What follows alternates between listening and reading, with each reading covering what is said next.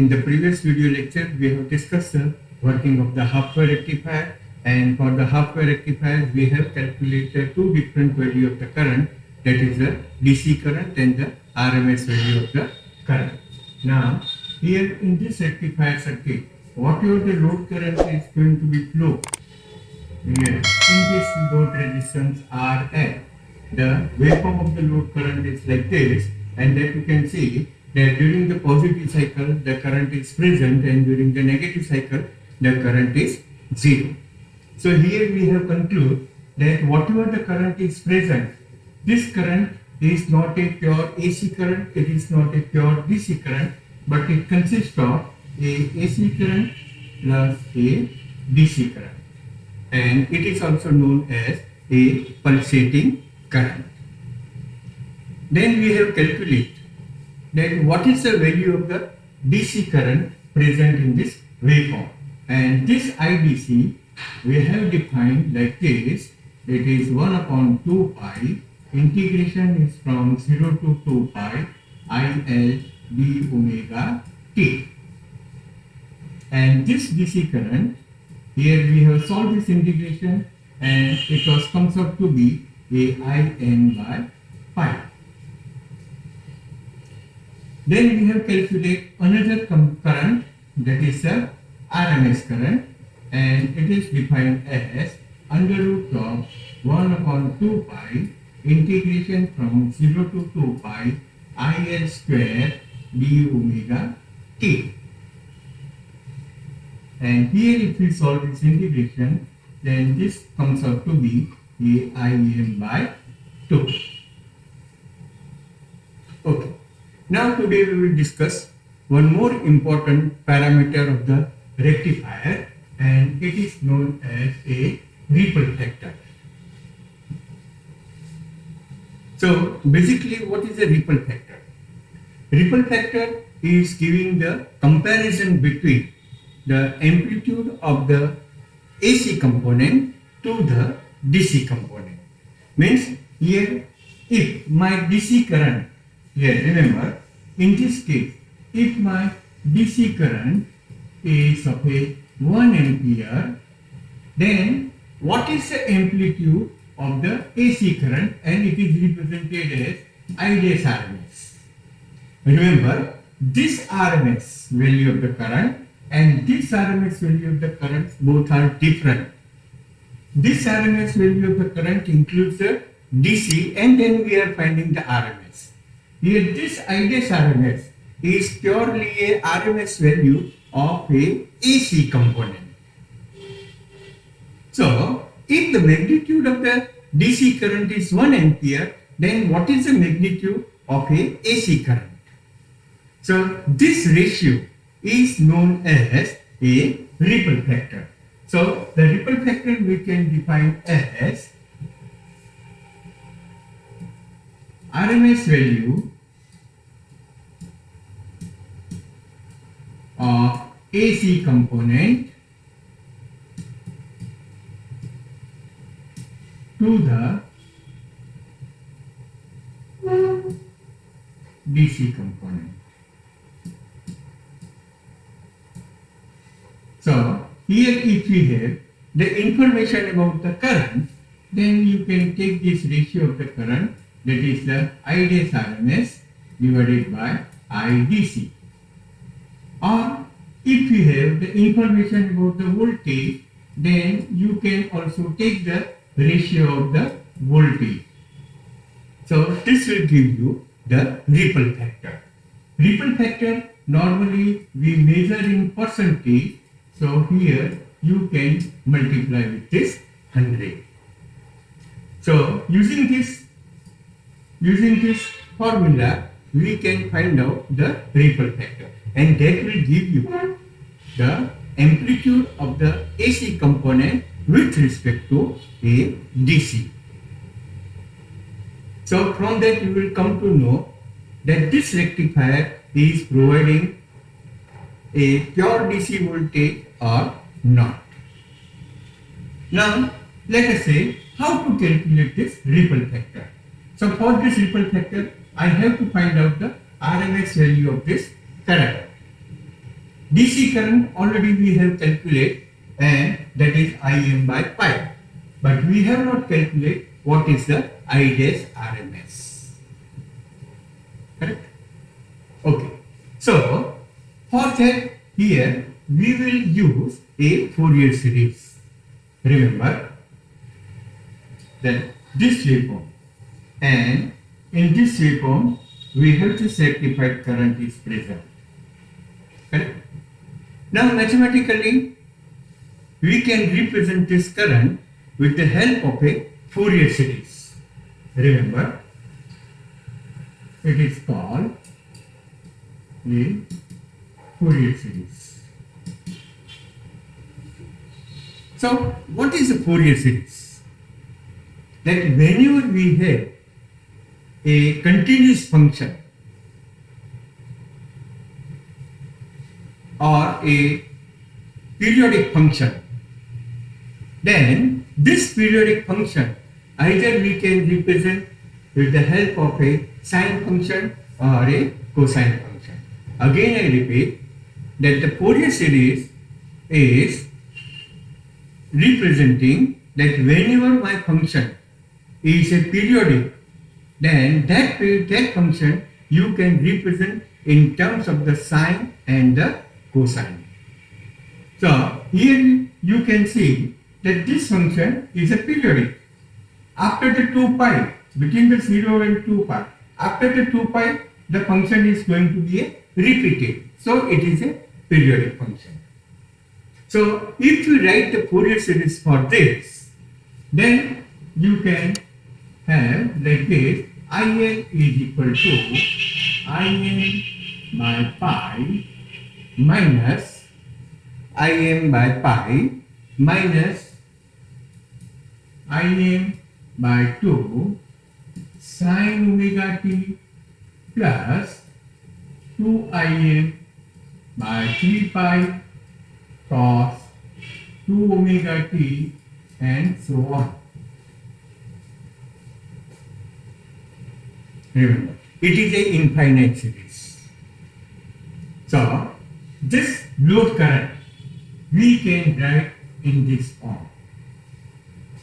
Now how to write? That is a different thing that you will learn in the physics paper. You have a common complete unit regarding the Fourier series. In that case, you will learn how to write the Fourier series for a different kind of the waveform. If it is a square wave or a half-wave rectifier or a triangle wave, then which frequency components are present. Okay. Now if you look at this first term, then the first term is a Im by pi. So this is nothing but it is representing my DC current. That you can see IDC is equal to Im by pi. And this rest of the current, it is infinite. Then the rest of the current where we have a omega t terms are there. So it is representing my AC current, or this is known as a ripple current. And here we represent with this IR. It is a IR. So it is a ripple current.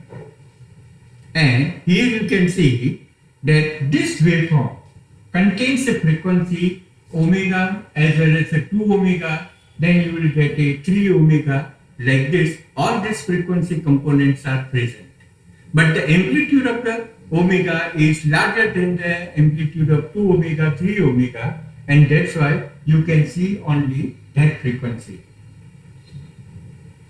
So ultimately, we can write that the load current IL is written as a IDC plus ripple current, that is IR. Ripple current means what? It is a AC current. Remember. And now we have to find out what is the RMS value of this. That is my I dash RMS.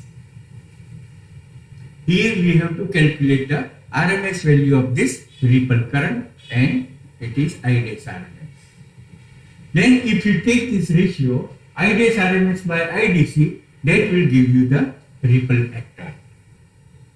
Correct? So how to write this?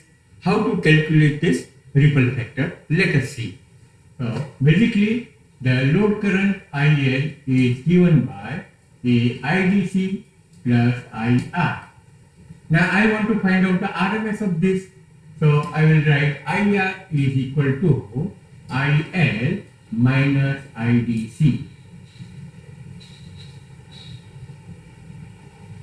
And therefore the RMS value we can calculate by definition as I dash RMS equal to under root of this 1 upon 2 pi, integration will be from 0 to 2 pi IL square d omega t. Sorry, this is not IL square, it is a IR square, because we are finding the RMS of this.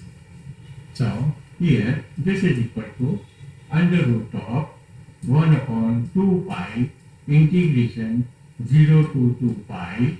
Now what is IR? It is nothing but IL minus IDC whole square d omega t. So we have to solve this integration. Then you will calculate what is I dash RMS. This is equal to under root of 1 upon 2 pi integration 0 to 2 pi. We have IL square minus 2IL IDC plus I square DC whole square d omega t.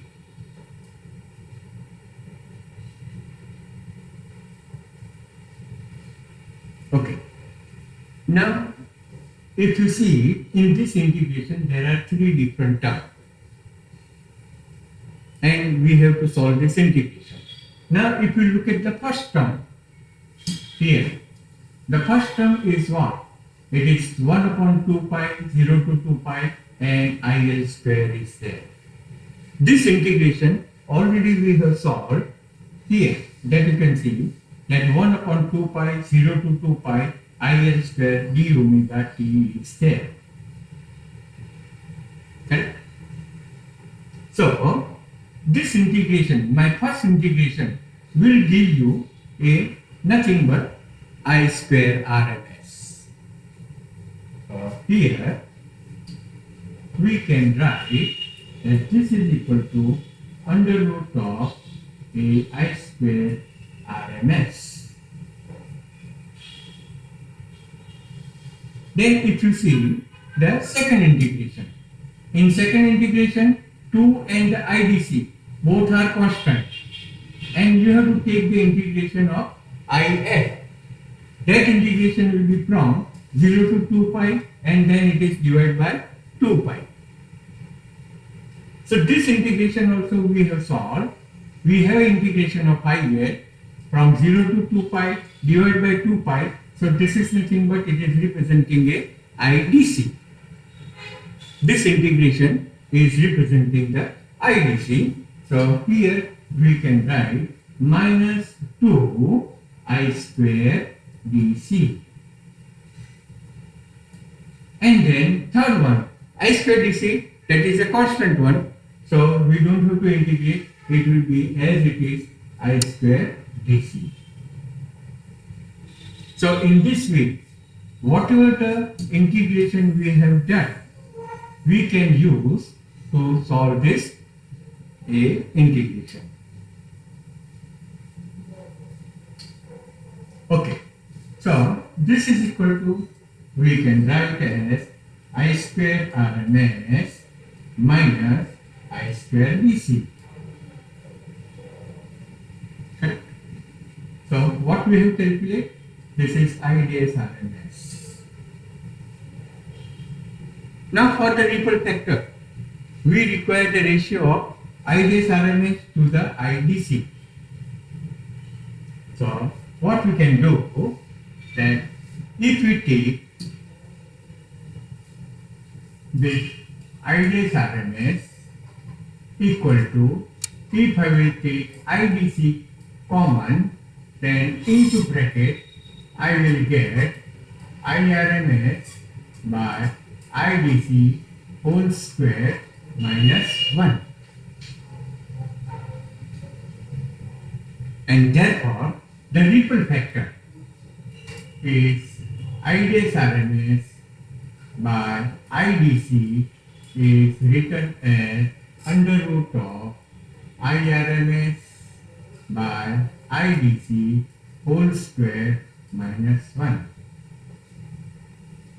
Remember that this formula is very important.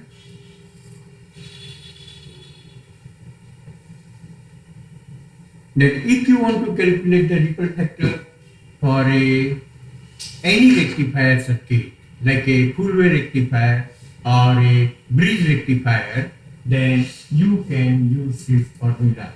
Simply in that formula you put what is the value of the IRMS and IDC, you can calculate the ripple factor. So now let us say in our case, for a half wave rectifier, this is given as, what is the value of the IRMS? IRMS is nothing but, it is IM by 2, IM by 2 divided by IDC. It is IM by pi whole square minus 1.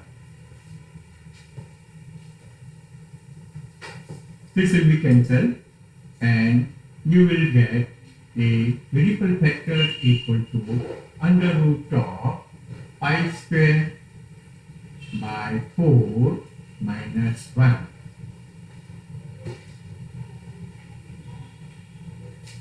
And numerically if we calculate, this will comes out to be a 1.21.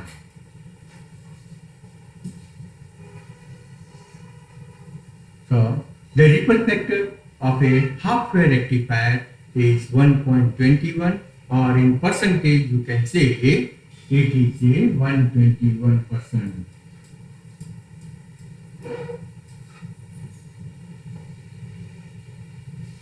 So what this indicates? This indicates that the ripple factor is IDS RMS by IDC, and that is a 1.21. Correct? So what you can say, that amplitude of the AC component is IDC into 1.21. So suppose my DC current is a 1 ampere. In the rectifier, if my DC current is 1 ampere, then if we see the amplitude of the AC current, it is 1 into 1.21, so 1.21 ampere. So here you will realize that the IDS RMS is greater than IDC. Means the amplitude of the AC current is 121% higher than the DC current. So basically, why we have make a rectifier? To get a more DC current. But here, the DC current is less than the AC current. So this is one of the disadvantage of a ripple of a half wave rectifier, where the amplitude of the AC is very high compared to the DC. Okay? So if we have a ideal rectifier, remember that for ideal rectifier, that IDS RMS has to be 0. There should not be any AC component. And in that case, the ripple factor has to be a 0%. But practically, this is not possible. If we go for the full wave rectifier, then also some AC component are present. No doubt, the ripple factor will be less in that case. But still, if you want to reduce this ripple factor, then we have to use a filter circuit. Either we introduce a inductor or a capacitor in the rectifier circuit, then this ripple factor can be reduced. Okay. Now let us see what is the DC output voltage. That the fourth parameter, DC output voltage.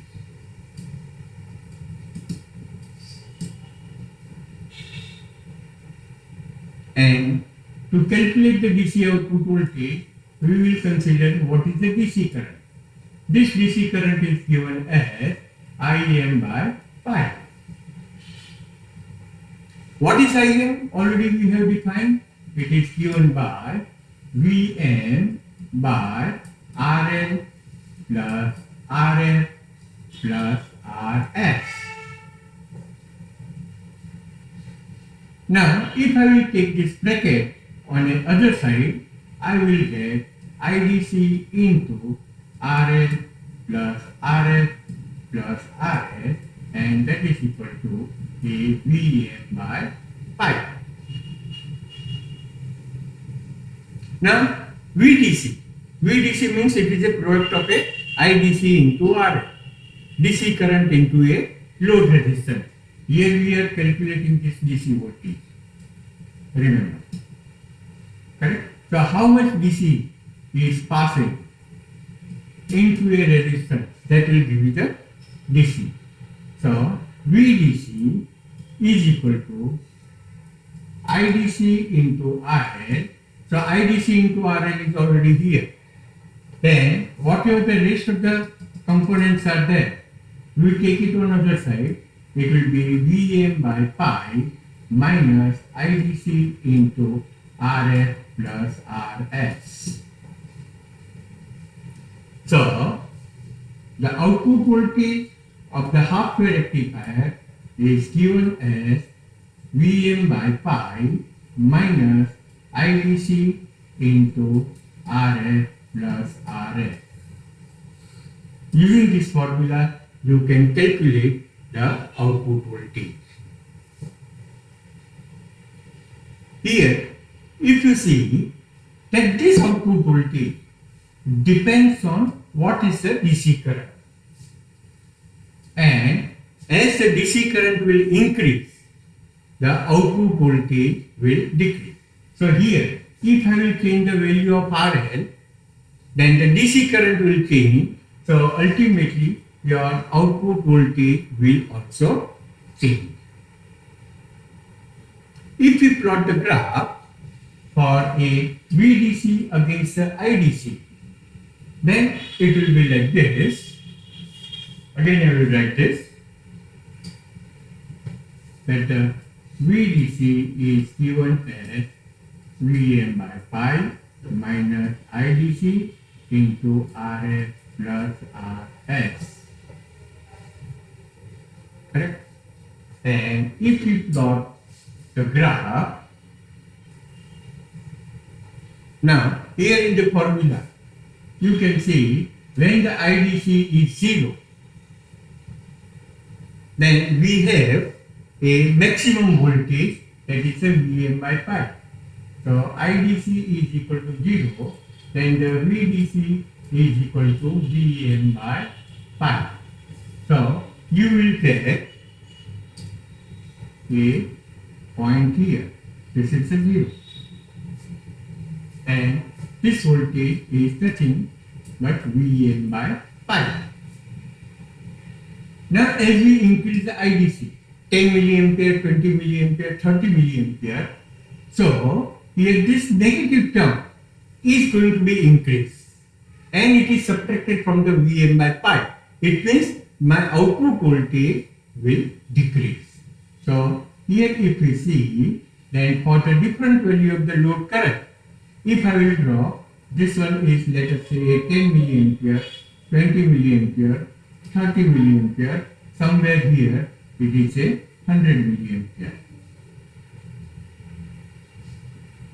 So as the value of RL will decrease, the IDC will increase and the output voltage will decrease.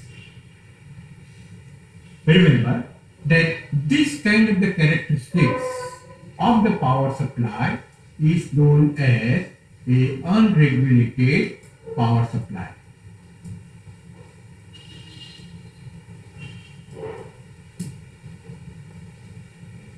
Where the output voltage depends on a load current.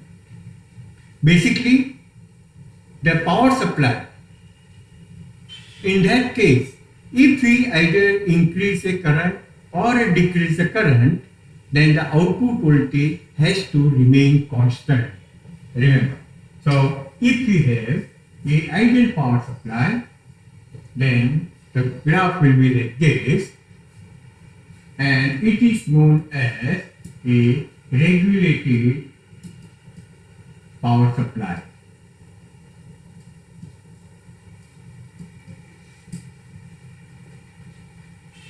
So, if the current is 0 milliampere or the current is 100 milliampere, in all the case, output voltage is independent of the current and it is remaining constant. That is the characteristics of a regulated power supply. So basically here, why you have a unregulation characteristics, and that you can find from this.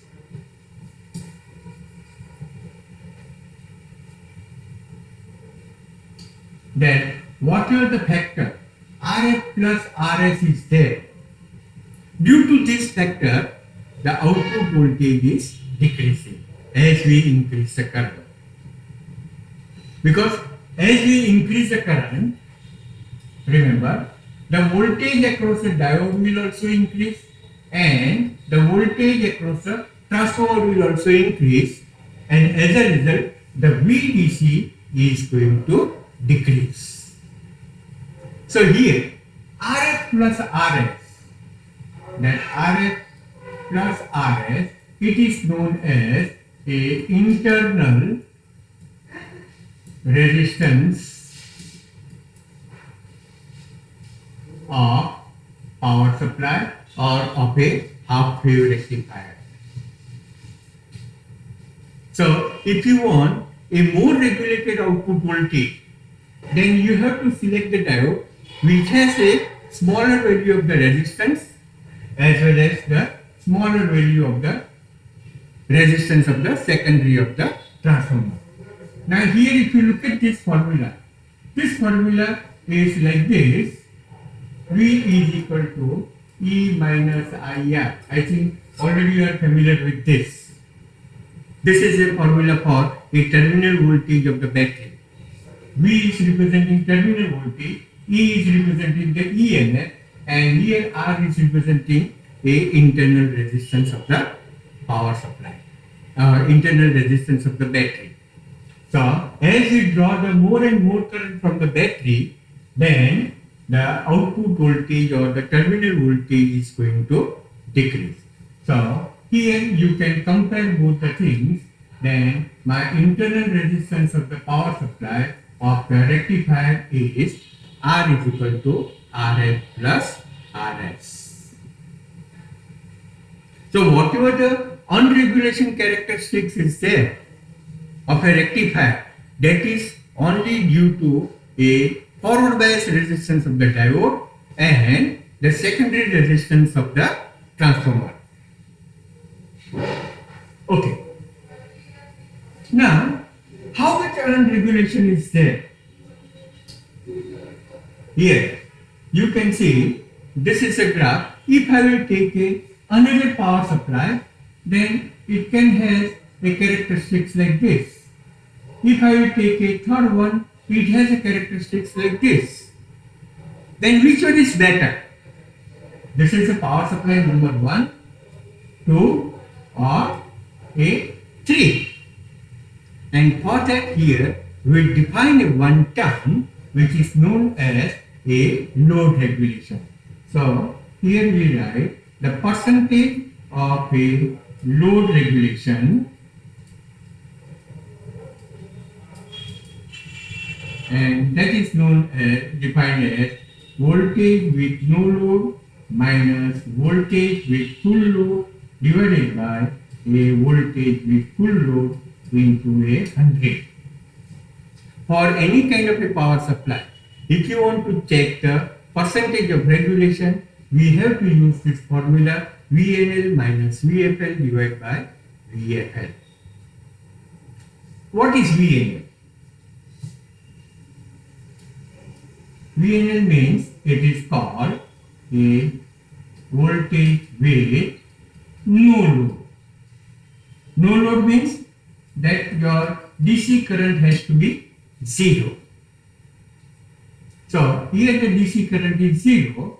At that time whatever the voltage is present. So this voltage we call this as a voltage with no load. And VFL, it is known as a voltage with a full load. Means my IDC has to be a maximum. It has to be a maximum. Now what is the maximum current? Now in certain power supply, the maximum current can be 100 milliampere, 200 milliampere, 500 milliampere or 1 ampere. That is representing the capacity of the power supply. Suppose you have designed a power supply of a 5 volt with 1 ampere current capacity. Then the 1 ampere is called a full load current.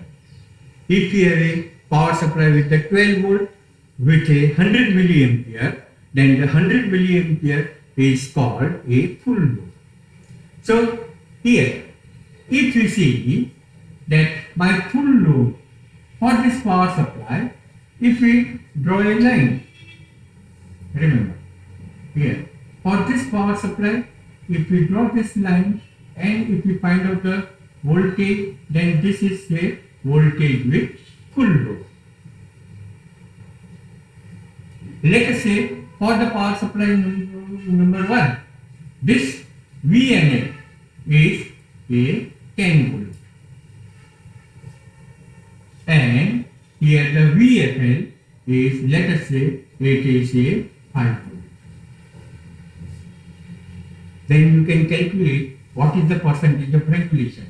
So the 10 minus 5 divided by 5 multiplied by 100. So this will comes out to be 100% regulation. So this power supply has a 100% regulation. It doesn't mean it is a good quality. Remember, here we will calculate for the other one also.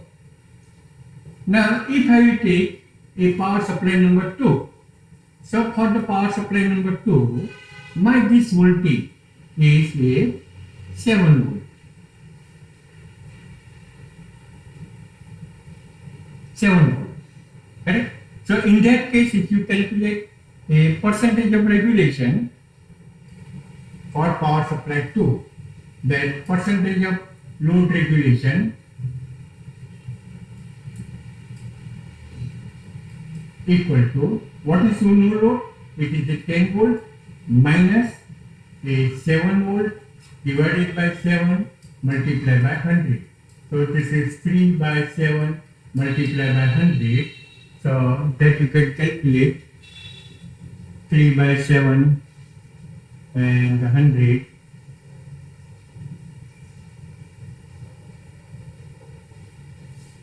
Roughly it will be a roundabout. Okay, let us see. Here, this will come out to be a 42.8%. So, second number power supply has a 42.8%. Now let us see for the power supply number 3. And if you see this output voltage, it is almost a, let us say, a 9 volt is there. Then for PS3, percentage of regulation 10 minus 9 divided by 9 multiplied by 100. So it is 1 by 9, and here if you calculate, then roughly it will be a 11%. Right? So this power supply has a regulation of 11%.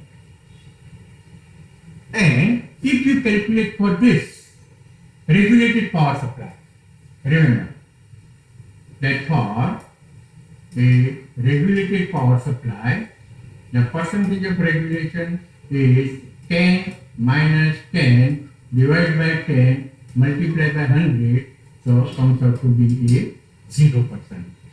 Here, the voltage with no load and the voltage with full load. This point and this point both are same, so it is a 0%. So I think now you can conclude that if the power supply has a minimum figure of the regulation, that is a better. 100% regulation, it is a worst condition. But the 0% regulation is a good quality of the power supply. So for the ideal rectifier, you can say for an ideal power supply, the ideal power supply, the percentage of regulation must be a 0%. So in this way, here we have seen that half-wave rectifier is not giving a regulated output voltage. In that case, as we change the load current, the output voltage is also changing. And the percentage of regulation that you can find out by measuring the voltage and current. Okay, so now if I want to find out what is the internal resistance of a power supply, then simply here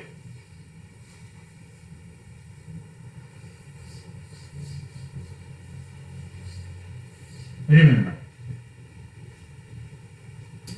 that if we find out the slope of this line, so this slope is representing what? Here, this is nothing but it is a VNL, and this is representing a VFL. So we have a delta V, and here if you take these 2 points, then this will give you a delta IL. In delta IL, one of the point is already 0. So the internal resistance we can write as delta V by delta I, and delta V is a VNL minus VFL and delta IL. Delta IL, so one of minimum value is 0. So whatever the maximum current is there, so it is IL maximum. So from the graph, we can also find out what is the internal resistance of the power supply.